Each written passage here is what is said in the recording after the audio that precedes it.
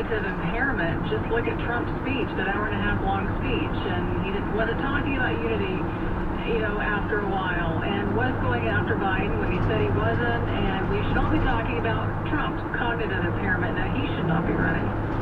How would you report on that? Is she right or is she wrong? I believe she's wrong. I didn't see any cognitive impairment last night. I saw a guy who went off the teleprompter a lot, for a very long time, and told very cognitive stories about what happened on Saturday. Behar is the last person on the planet to be commenting on cognitive impairment that I've ever seen. Ever. Joy Behar on the fucking View. I would agree. I would think that certainly in the beginning, in the middle, but as like you said, he started going off the teleprompter. The least trustworthy person on the subject because she's got plenty of easy message. The longer he went, and the more that he went off teleprompter, and really talking about the Biden administration.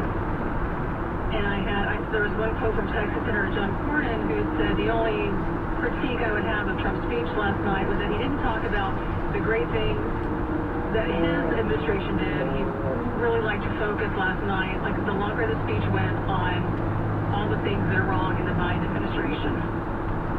Thanks, John. Have a seat. I didn't get very far for all the shenanigans, did he? I know, and I appreciate it. Oh my God, I thought that car was going to hit him. I've ever seen, and without a doubt, it looks like that car's trying to hit him.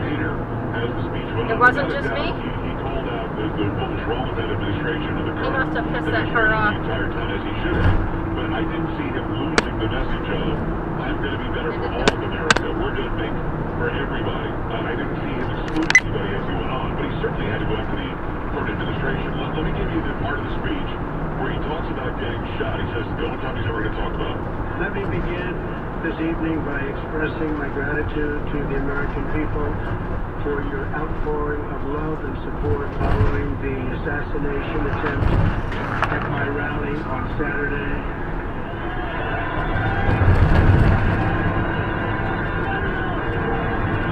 As you already know, the assassin's bullet came within a quarter of an inch of taking my life. The red lights People flashing. have asked me what happened. Tell us what happened, please. And therefore, I will tell you exactly what happened. I wonder if I can push this And cunt in you'll again never or hear it something. from Take me it a down. second time because it's actually too painful to tell. It was a warm, beautiful day in the early evening in Butler Township in the great Commonwealth of Pennsylvania. Music was loudly playing, and the campaign was doing really well. I went to the stage, and the crowd was cheering wildly. Everybody was happy. I began speaking very strongly, powerfully, and happily, because I was discussing the great job my administration did on immigration at the southern border. We were very proud of it.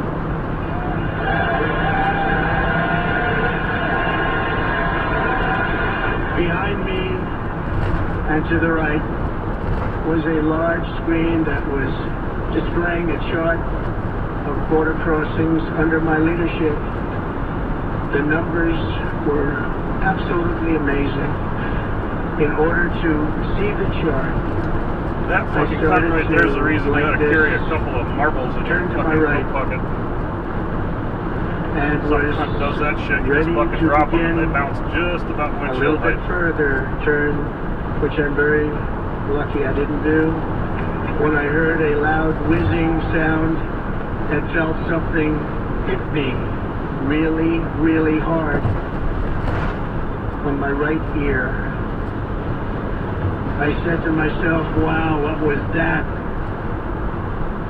It can only be a bullet. And moved my right hand to my ear, brought it down. My hand was covered with blood. Just absolutely blood all over the place. Former President Trump last night explaining the moment that he was shot in the ear on Saturday in Pennsylvania. For those who are listening and just joined us, I decided to play the entire 9 minutes of him describing this because he said he will never again talk about this. I immediately knew it was very serious, that we were under attack, and in one movement proceeded to drop to the ground